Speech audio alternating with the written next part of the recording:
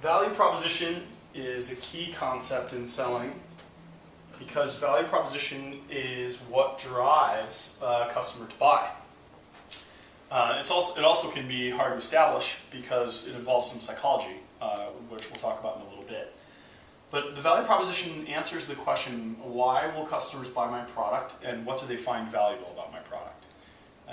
Again, this is another concept that sounds relatively simple, but gets into the realms of psychology and sociology and value and perception of value. But understanding value proposition, or at least having a pretty good idea of what's driving the value prop behind your product, is super important to you being able to efficiently present your product in a way that is attractive to your potential clients. So the value prop, one way to look at it is it's often the target of advertising. If you pay attention to how products advertise themselves, whether it be consumer products or large business products, often the value prop is wrapped up in their advertising message. Something like the North Face, for example. They might show a mountain climber scaling a really steep mountain. They view themselves as a hardcore, high-end product, physical and technical product. So they're not going to show you a mom pushing her baby around a grocery store, even though that's what lots of people wear their North Face jackets to do. The opposite of that, from a business perspective, might be something like Accenture. Accenture is all about business analysis and reliability and things that weren't really commensurate with Tiger Woods' recent behavior, for example. So watch advertising and you'll see inside of advertising what companies think that their value prop is. Establishing your own value prop is important as a part of your sales collateral creation and upkeep. Sales collateral we talked about in a different video, but it's a constant process of building materials to support your sales team and your sales staff. That stuff has to encapsulate value prop. If you put all this information into your website or into your sales materials and none of it talks about why people actually buy your product, it's not going to be that effective. So part of understanding value prop is figuring out why people buy your product. So let's look at a couple examples of different types of product. We'll look at a consumer product and then business products. This is very general, but you'll start to get the idea about centering in on why people think your product's attractive. So let's look at a consumer product. Consumer products tend to be part psychological and part practical.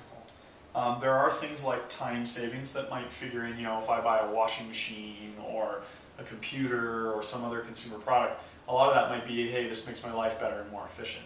There's also a large cool factor. I would argue the iPhone for a lot of people isn't very different than other smartphones that they have, but they might think it's cool or it's presented in a cool way or it makes them seem cool. That has a lot to do with branding and psychology. There's also a functionality factor. What does this thing actually do? And now I can get on the internet on my phone, so that's different than my last phone. That may drive a purchase. These start to get into the psychological pieces. The view of yourself, patriotic. If you're a good American or you're a smart person, you'll do this. And competitive. All my neighbors have one. You guys will, if you look critically at advertising, these are really simple themes behind a lot of advertising, especially view of self. Smart people or efficient people buy Volkswagens, and oh yeah, I'm a smart guy, so I'm going to buy a Volkswagen as well. All they're trying to do is center in on a value prop that works with consumers. So psychological and practical, they can change over time. This is sort of a difficult beast to nail down, but you do that by asking your potential consumers a lot of questions, by listening for non-obvious clues when they're talking, because sometimes people aren't able or are unwilling to acknowledge that these are the things that are driving their purchases. And then also watching physical behavior. Does this person show this thing off? Do they wear it around prominently? Do they put a sticker on their car? That'll tell you a lot about the way they view themselves and the way they view that product in relation to themselves. So this tends to be a softer proposition, which is why branding and consumer advertising is such a difficult beast in relation to business products.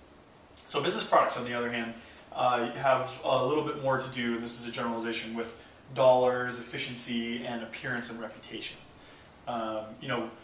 Is this thing efficient for my business? Does it save me money? Beyond saving me money, does it make me more money? Am I going to close more sales or increase my revenue? Is there a return on investment here? Also, I have a reputation to uphold that my company always does the best things or always buys the best things. There's an appearance factor. How many of you have gone into offices where they have big ornate entryways where it's supposed to make you feel like, oh, this law firm or this consulting company is legitimate, and they obviously must be very smart and successful. That's for a reason. And then also there's a whole bunch of other things that will drive business purchases that are unique to the companies. So, but it's the same process to figure it out. You're asking a lot of questions, you're listening for non-obvious clues, and you're watching for physical behavior, because again, businesses aren't always going to flat out say what's driving a purchase. Often in these areas, they'll explain very clearly what they need. We want to save more money, we want to lower production costs, we want to do whatever, and that can be transferred back into your sales materials. But arriving at a value proposition that's core to your product is really important. Put some time into this, have conversations with your clients, focus groups for consumer products, talk to a lot of people about what drives the purchase of those things, and then make sure that your sales collateral supports that process, that your value proposition is being enunciated inside of your sales collateral.